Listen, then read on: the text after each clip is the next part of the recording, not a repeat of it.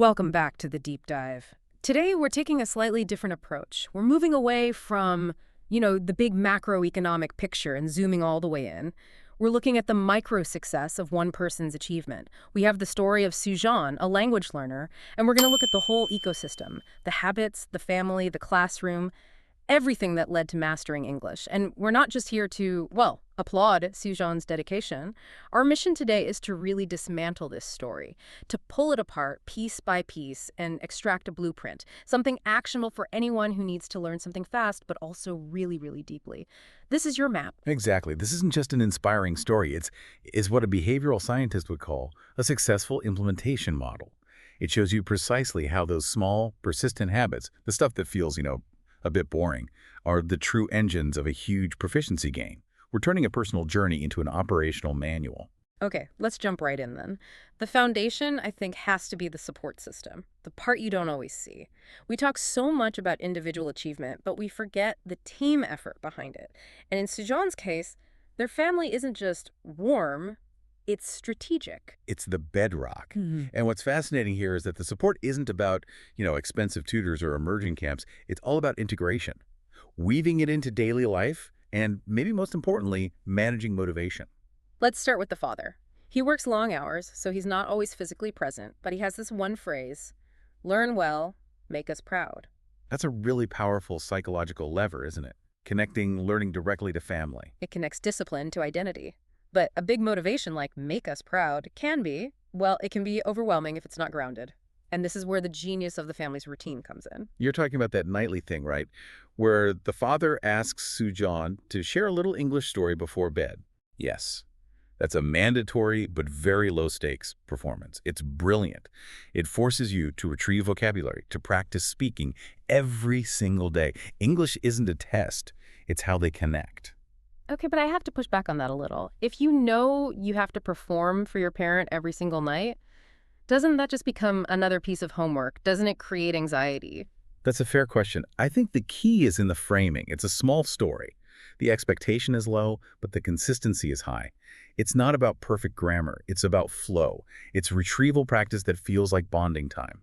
And that completely shifts the feeling from test to sharing. It normalizes making mistakes. And then the mother provides the practical scaffolding. She makes the meals, she sits nearby during homework. It's this quiet, non-intrusive support, and she's the one who says, speak English at home, even if it's just a sentence or two. That sentence or two is maybe the single most important habit. It's what breaks the fear barrier. You're moving the language out of the classroom and into the kitchen, just asking for the salt in English. Yeah. It stops being a subject you study and starts being a tool you use. The stakes are basically zero. And their core philosophy, the thing they repeat is, reading is your best teacher. They provide the books, the notebooks, the materials are there, but the emphasis is always on input. Right. And that's the big takeaway for any adult learner facing, information overload. They aren't chasing the newest app or the most optimized flashcards. They're just prioritizing the fundamental act of reading. The aha moment here is that good support isn't about being an expert yourself. It's about modeling discipline and focusing on the fundamentals. Okay, so from that supportive home, we move to the school. And the school itself sounds like a really intentional environment. Clean, friendly, not too big. And it's specifically described as a place where friends study, play, and actually help one another. That kind of environment just fosters confidence. Learning becomes a shared activity, a team sport, not some high-pressure competitive race. And the teacher's advice fits perfectly into that atmosphere of, low-stakes experimentation. Yeah, the teacher's described as kind, always smiling, and the mantra they gave, it's pure gold for anyone feeling overwhelmed. They said, don't worry, English becomes easy when you use simple words and repeat them often. And that just goes against the instinct of most ambitious learners, doesn't it? We think faster progress means more complexity. But the teacher is pointing Su Jon toward clarity first, fluency first. Simple words are high-frequency words. They're the skeleton of the language. Master the top 1,000, and you can say almost anything. So it's a strategy to avoid information paralysis. Master the basics completely instead of just collecting advanced words you'll barely ever use. Precisely. Depth over breadth, at least at the beginning. And the classroom tactics back this up. Short stories, questions, little language games. It's all about application. So they're making those simple words stick through context and use, not just rote memorization. It's fun. Yeah, it's continuous, low-level retrieval practice. It builds what you could call usable vocabulary, Words that just come to you because you've used them so often. And that's the bridge, right? The teacher gives the direction simplicity, and the parents provide the structure consistency. Exactly. So now we can get into the real operational blueprint, the daily habits that make it all automatic. Okay, this is where it gets really interesting for me. This is the heart of it. The practical schedule, the strict personal rules that turn ambition into actual results. This is where motivation becomes execution. Learning isn't a hobby. It's just part of the post-school ritual. If you want to replicate this kind of success, you have to replicate the routine. So walk us through it. After school, it's wash up, eat lunch, help their mother, a stable, grounded start, then the English block. And the structure of that block is critical. It's input, then active output. First, read a short passage. That's input. Second, copy down new words. That's reinforcement.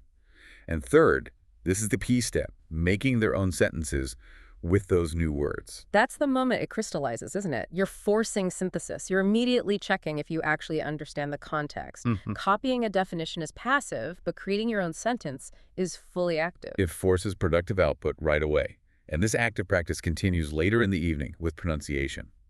Su Jon watches English cartoons and repeats the lines. That's shadowing, right? It is, yeah. And shadowing is incredibly effective. You're not just working on pronunciation, you're internalizing the rhythm, the intonation, the music of the language. And a great way to sound more natural without the pressure of talking to a real person. And it's a cartoon, so it's fun. Now, consistency like this requires planning ahead. Su Jon doesn't just wake up and hope for the best. Sundays are preparation days. We always underestimate the power of preparation. It's not glamorous, but it removes decision fatigue. Cleaning the school bag, organizing books. Yeah. That's logistics. Right. But the real game changer is writing the plan for the next week in English. Oh, wow. So you're using the target language for metacognition, for thinking about your own life. English stops being a subject and starts being a tool for managing your life. It's a huge step. And the goals in that plan are so simple. They're designed to be achievable, which is what keeps you motivated. Let's list them because they're a perfect model. 1, read a little every day. 2, write a short story or even just a few sentences. 3, speak to yourself in English when you can. Practice that internal monologue. And 4, listen to one English video daily. They're not stretch goals, they're maintenance goals. They just guarantee you keep the momentum going. And they cover all 4 skills: reading, writing, speaking, and listening. They become non-negotiable. Which brings us to the iron rule, the one commitment that holds it all together. Even on tough days, I read at least 1 page. It's a rule I follow strictly. That is the minimum effective dose applied perfectly. That 1 page prevents the habit chain from breaking. It's the firewall against procrastination. It ensures momentum is never completely lost. And if we connect that to the bigger picture, it's not the heroic 8-hour study sessions that lead to success. It's what you do on the days you don't feel like it. That 1 page maintains the identity. I am a language learner. Consistency trumps intensity. Right. Every single time. Which brings us to the fuel for all of this. The dreams. What's the destination? The motivation is really specific and it's big. Fluency to travel, meet new people, communicate confidently. But it's also rooted in kindness and creativity. Yes, the long-term vision is to become an English teacher, to guide students with patience and kindness, just like their own teacher. And the creative goal, to write their own books, specifically stories that make people smile. And those dreams are the anchor, especially when things are hard. Su Jon admits that at the start, speaking even 1 sentence felt scary. That's so relatable. The progress wasn't about being perfect, it was just about being clear and deliberate, even if it was slow. That honesty about the shyness is so important. It tells you, the listener, that the starting line is scary for everyone. The goal isn't to become an extrovert. It's just to accept that mistakes are part of it. And Su Jon's advice to other learners is perfect for that fear. You don't need to be perfect. You just need to practice a little every day. It just removes all that paralyzing pressure. When you practice every day, mistakes aren't failures. They're just data points. And that teacher's reminder becomes the internal voice. Right. Practice makes you better. Don't stop even when you feel tired. That's the voice that enforces the 1-page rule. It connects the daily grind to those amazing dreams of travel and teaching. It closes the loop. The discipline serves the dream, and the dream justifies the discipline. It's a self-perpetuating system. So after putting this all together, what's the core takeaway for us? For me, it seems undeniable. Su Jon's success is all about small, repeatable, non-negotiable actions. And all of that is supported by clear, positive motivation and a great environment. Absolutely. The whole point of this deep dive is that real consistency isn't about huge, sporadic bursts of effort. It's about reading one page, writing 2 sentences, making the habits so small they're impossible to skip. That is the only shortcut there is. And as we wrap up, let's leave you with one final thought to mull over. We know Su Jon is driven by this dream of writing stories that make people smile. That's their ultimate output goal. So we want you to think about your own journey. What is your ultimate output goal for the language you're learning? And be specific. Is it delivering a presentation without notes? Is it reading that one complex novel in its original language? Or maybe it's simpler, just telling a funny, complicated story to a friend from another country. Define that dream, make it real, because that's what gives your daily one page its power. It's what will keep you motivated to follow this model. Keep reading, keep smiling, and keep practicing.